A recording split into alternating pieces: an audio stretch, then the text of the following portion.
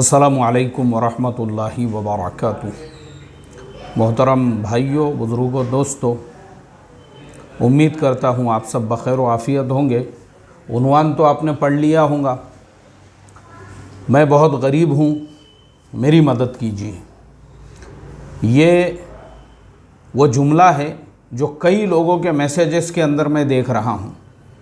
किसी को कर्ज़ चाहिए, किसी को स्कूल के फ़ीस के लिए पैसे नहीं हैं, किसी की दो चार बहनें हैं, कोई अपनी तालीम को पूरा करना चाहता है और हर एक को मदद चाहिए। देखो, ये जो मदद मांगना है और भीख मांगना है, ये मुसलमान की शान के ख़िलाफ़ है। अल्लाह के नबी सल्लल्लाहु अलैहि वसल्लम की सीरत को उठाकर अगर हम देखेंगे तो हमको पता ये चलेगा कि अल्लाह के नबी ने सबसे पहले मक्का से मदीना हिजरत करने के बाद वहाँ से गुर्बत का ख़ात्मा किया। इसलिए कि जब आप मक्का से मदीना पहुँचे तो आपने देखा कि अंसार मदीना जो है वो अक्सर यहूदियों के कर्ज़ों के अंदर घिरे हुए हैं और यहूदी उनको सूद से कर्ज़ देते थे और पीढ़ियों से वो कर्ज़े चलते आ रहे थे। इसके लिए सबसे पहले आपने जो है अंसार मदीना को और जो मक्का से हिजरत करके वहाँ गए हुए सहाबा थे, मुहाजिरीन को अपने पैरों पे खड़ा किया, उनको टेक्निक बताई, अपने बिज़नेस को कैसे डेवलप कर सकते हैं, अपने खेती बाड़ी को कैसे डेवलप कर सकते हैं, खजूरों की पैदावार और कैसे बढ़ा सकते हैं, नई नई चीज़ें आपने उनको बतलाई। और फिर एक वक्त आया ऐसा कि सब देने वाले बन गए, लेने वाला कोई रहा नहीं। लेकिन अफसोस मुझे इसलिए होता है, हमारे आज के ज़माने में मैं देखता हूँ तो मुसलमानों के मुआशरे में सबसे ज़्यादा भिखारी हमको नज़र आते हैं। आप मस्जिद में नमाज़ के लिए चले जाइए, जैसे ही आप मस्जिद में नमाज़ के लिए गए, चार पांच भिखारी वहाँ आपको बैठे हुए मिलेंगे। वापस निकल रहे हैं तो भिखारी, आप रास्ते से जाइए तो भिखारी आपके पीछे पीछे चल रहे हैं। आप किसी गाड़े के ऊपर खड़े हो गए तरबूज खरबूज कुछ ख़रीदने के लिए, दो चार भिखारी आपके आजू बाजू आ गए। एक औरत इधर से आ गई, दूसरी इधर से, उसके एक गोद में बच्चा है, दूसरा खांधे पे है, उसके साथ में जो दो चार बच्चे हैं वो आपको लटक रहे हैं, कोई आपके कुर्ते को झूला झूल रहा है, तो कोई जो है। इस तरह से ये मुआशरा हमारा ऐसा हो चुका है। आपको सबसे ज़्यादा भिखारी हमारे मुस्लिम एरियो के अंदर मिलेंगे और ये वो भिखारी है, अगर आप तहक़ीक़ करो तो पता चलेगा कि ये जो है ना, अपनी गुर्बत की वजह से या फ़ाक़ा कशी की वजह से भीख नहीं मांग रहे हैं, बल्कि ये अपनी ख्वाहिशात की वजह से। अक्सर भिखारियों को मैं देखता हूँ, उनके कान में उन्होंने जेवर पहने हुए हैं, गले में उनके जेवर है, हाथों में उनके चूड़ियाँ पहनी हुई है, पैरों के अंदर। अरे तुम जब भीख मांगने वाले हो, भिखारी किसको बोलते हैं? गरीब कौन होता है? फ़ाक़ा कश कौन होता है? ज़रूरतमंद कौन होता है? लेकिन अफसोस की बात यह है, बिंदास हमारे ज़माने में ऐसा एक माहौल बन चुका है। और ये सब क्यों है पता है आपको? इसलिए है क्योंकि हमने इस्लाम के उस कंसेप्ट को समझा ही नहीं, मेहनत के, मजदूरी के और जद्दोजहद के और कोशिशों के।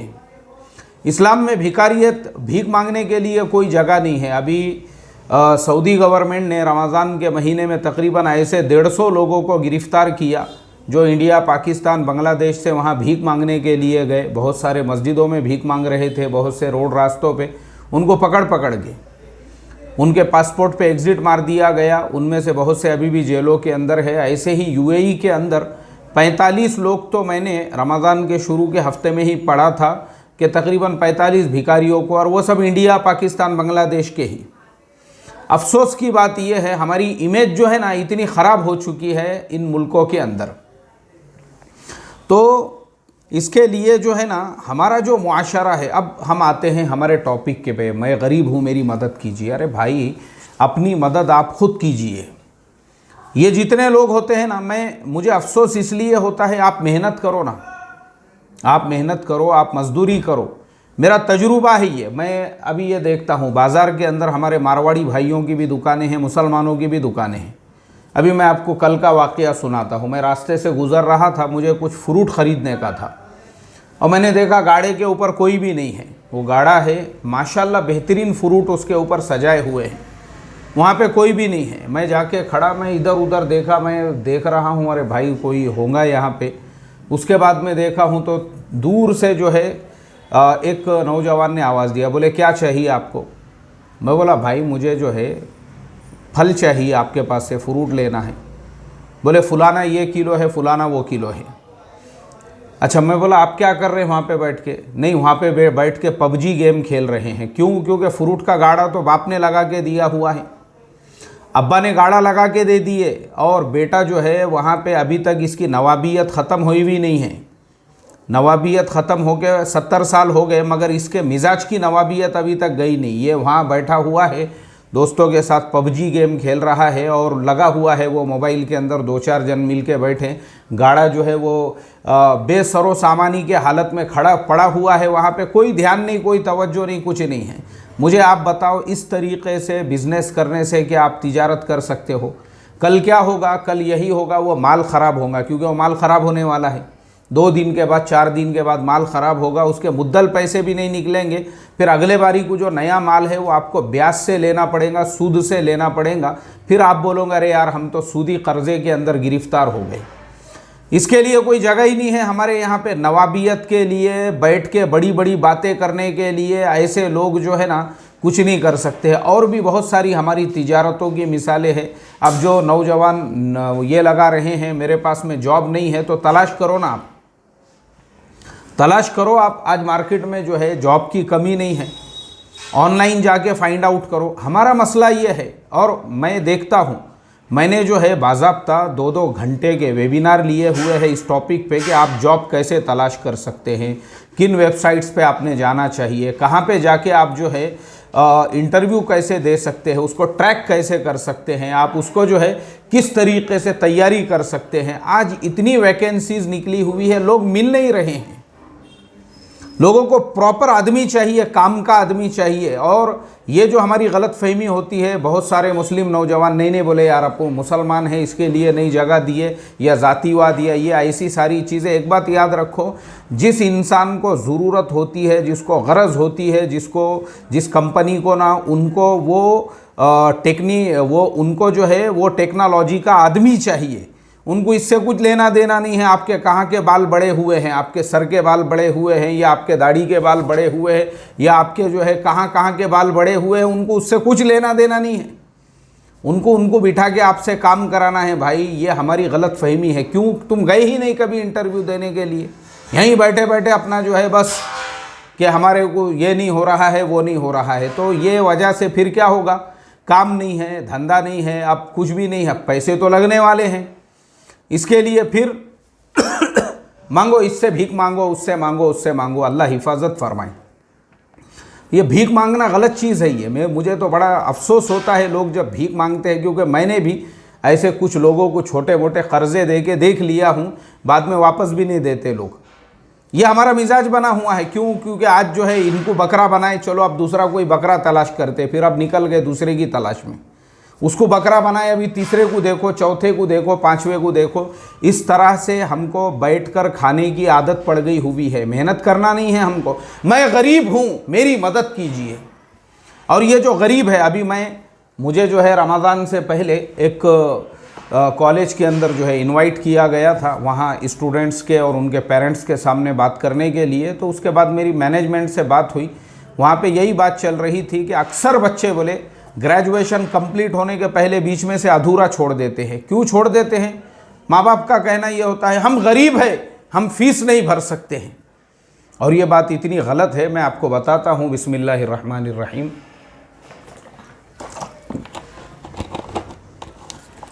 अल्हम्दुलिल्लाह। जो इंसान खाली कॉलेज की फ़ीस देते वक्त में गरीब बन जाता है, उसी इंसान के किसी भी बच्चे के बर्थडे के वक्त में आप देखो तो वो करोड़पति बन जाता है। डीजे, घर के सामने डीजे लगा हुआ है, पूरे जो है वो पूरे घर को सजाया गया है, डेकोरेशन। और उसके बाद में जो है अपना सेमड़ा चिपड़ा जो है उसको लाके अब बर्थडे वहाँ पे पूरा ख़र्चा हो रहा है। अभी रमज़ान से पहले मुझे एक जगह दावत है, वो बिल्डिंग में पैर रखने की जगह नहीं, सीढ़ी पे ऊपर जाने को जगह नहीं, लिफ्ट में खड़े रहने को जगह नहीं। मैं बोला भाई इस बिल्डिंग में किसी की मैयत हो गई, इतने लोग यहाँ पे जमा हुए। नहीं, मैयत नहीं हुई, बर्थडे है, बोले फलाने साहब के फलाने शहज़ादे का। ये हमारा प्रॉब्लम है, जहाँ पे पैसा खर्च करना है वहाँ पे नहीं कर रहे हैं, बर्थडों के ऊपर वहाँ हैं हमारे पास में पैसे। हमारी शादियां देखना है तो आप देखो मुसलमान कितने अमीर है, हमारी शादियां देखो, हमारे वलीमे देखो, वहाँ पे पैसा खर्च करने के लिए पैसा है हमारे पास में। और अफसोस की बात यह है कि दिखावे के ऊपर आपने ये जो 2-4 दिन पैसे खर्चा किए, बाद में सालों तक उसका कर्जा फिट रहा है, सालों तक उसका कर्जा फेड रहे हैं उसके बाद में। अल्लाह हिफाजत फरमाए भाई, काय के लिए बाद में जो है इस तरह से, मैं गरीब हूँ मेरी मदद कीजिए, मैं गरीब हूँ फ़ीस के लिए मेरी मदद कीजिए, मैं गरीब हूँ इसके लिए मेरी मदद कीजिए, मैं गरीब हूँ उसके लिए मेरी मदद कीजिए। ये गलत चीज़ है, इस्लाम में इसके लिए कोई जगह नहीं है। इस्लाम जो है ना, वो सहाबा इकराम की ज़िंदगियाँ देखो आप उठाकर, थे हम ही एक तेरे मारका आराओं में, खुशकियों में कभी लड़ते कभी दरियाओं में, दी अजाने कभी यूरोप के कलीसाओं में और अफ्रीका के तपते हुए सहराओं में, शान आँखों में न जचती थी जहांदारों की और कलीमा पढ़ते थे हम छाँव में तलवारों की। ये सहाबा की शान थी, खुददार थे वो लोग। हम भिखारी हैं, हमारा आज का समाज भिखारियों का समाज है, इसीलिए मैं गरीब हूँ मेरी मदद कीजिए, अल्लाह हिफाजत फरमाए। तो इसके लिए भाई अपने पैरों पे खड़े रहो, जगह अपने। और बहुत बड़ा प्रॉब्लम हमारा ये है, अपना गांव, अपना महल्ला, अपनी बस्ती, गांव का पॉलिटिक्स छोड़ने को तैयार नहीं है। बाहर जॉब कर रहे हैं 1.5-2 लाख रुपये की एक साहब, वो जॉब छोड़ के आ गए। क्यों? बोले यार अपने मस्जिद का जो पॉलिटिक्स है ना, मेरे को मज़ा नहीं आ रहा था बोले दुबई के अंदर, मैं आ गया छोड़ के वहाँ से। क्यों? गली का पॉलिटिक्स, कौन को क्या क्या मार रहा है बोल के गली के अंदर, वो सब देखने का, उसमें शरीक होने का, मस्जिद में इमाम साहब को काड़िया करने का, और यहाँ पे जो है क्या क्या मसले मसाइल चल रहे हैं। अब मज़ा आ रहा बोले मुझे, मैं आ गया ना गाँव को वापस, 1.5 लाख रुपये की जॉब छोड़ के आ गया, यहाँ पे फिर रहे हैं। और ऐसे भी है 4-4 5-5 बच्चे हैं, 2-2 4-4 लड़कियाँ हैं, कोई फिक्र नहीं है इनको। इनकी पूरी ज़िंदगी जा रही है सियासत और पॉलिटिक्स के अंदर, ये क्या कर रहा वो क्या कर रहा। ये अगले कॉरपोरेशन के इलेक्शन में, नगर परिषद के और ग्राम पंचायत के इलेक्शन में दुबई की जॉब छोड़ के आ गए जनाब, सिर्फ गली महल्ले के पॉलिटिक्स के वास्ते में। तो ये ऐसी कौम आगे चल के फिर वही मैं गरीब हूँ मुझे भीख दीजिए, इसके अलावा और क्या कर सकते हैं। और जो खुददार लोग होते हैं ना, अपनी ज़िंदगी को सीरियस लेने वाले, वो अपनी ज़िंदगी को बदल देते हैं। तो इसके लिए अगर आप एक ताजिर है तो तिजारत में अल्लाह का हुक्म, उसके नबी का तरीक़ा लाओ, वैसी तिजारत करो और सबक हासिल करो। जो तिजारत के उसूल मुसलमानों को बताए थे, वही तिजारत के उसूल पे ये जो दुनिया भर के दूसरी कौमें अमल कर रही है। सिर्फ इंडिया में नहीं है, ये हमारे जो मारवाड़ी भाई है, इनकी दुकानें दुबई में भी है, इनकी दुकानें आपको वहाँ पे भी मिलेंगी। लेकिन वहाँ पे भी उन्होंने अपने एक बिज़नेस को ऐसा बढ़ाई, पूरी मेहनत के साथ, पूरी जद्दोजहद, पूरी जफाकशी। और मियाँ भाई गाड़ा संभालने को तैयार नहीं है। क्या होना तुमको? अरे भाई हमको ये चाहिए।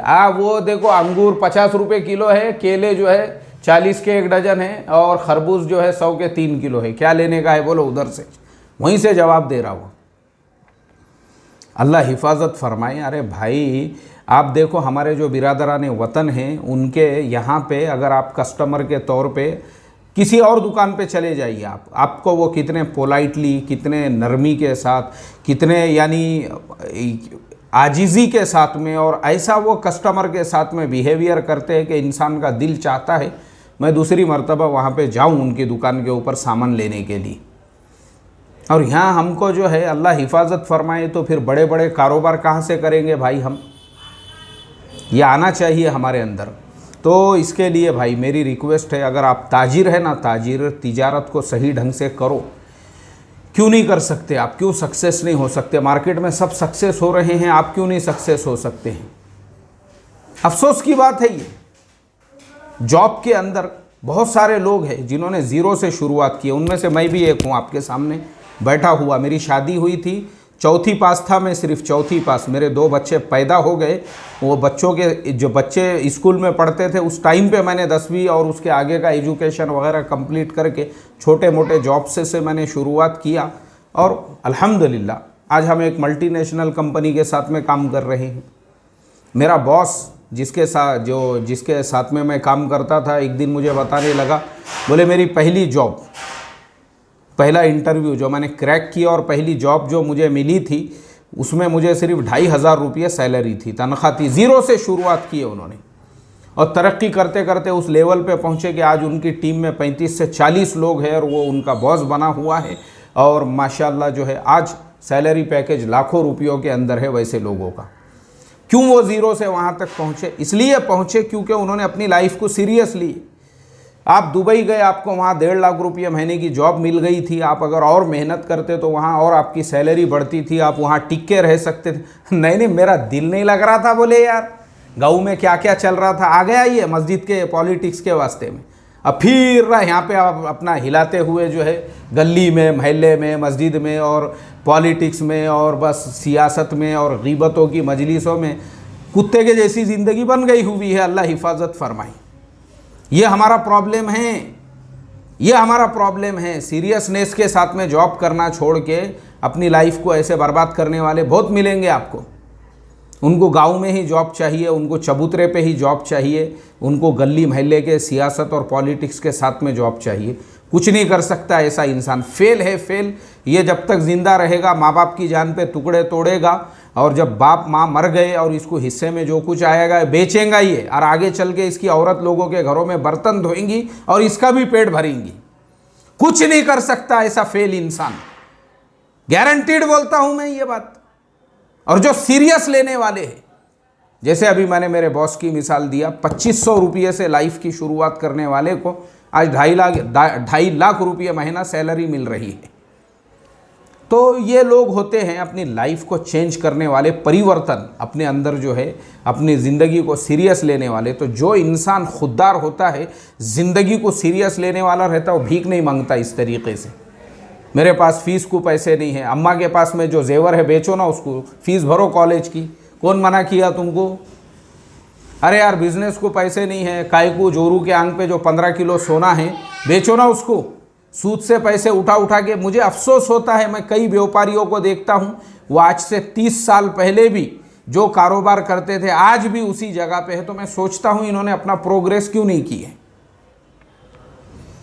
20 साल पहले भी अगर आप रिक्शा चलाते थे और आज भी चला रहे हो, इसका मतलब ये है कि आपने अपनी लाइफ को सीरियस नहीं लिए। क्योंकि अगर आप रिक्शा चला रहे हो तो थोड़े दिनों के बाद में आपके पास ओला उबर की कार आ जाना चाहिए था, और 2-4 साल के बाद में आपके पास में अपना खुद का जो है बस आना चाहिए था। क्योंकि देखो प्रोग्रेस ज़रूरी है आपकी अपनी लाइफ के अंदर।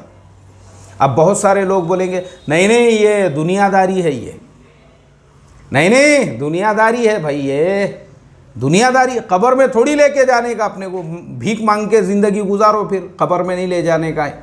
भीख मांगो ना, भीख मांगो भाई। तुम्हारे जैसे बहुत देखा मैंने, ये दुनियादारी है और ये कब्र में नहीं।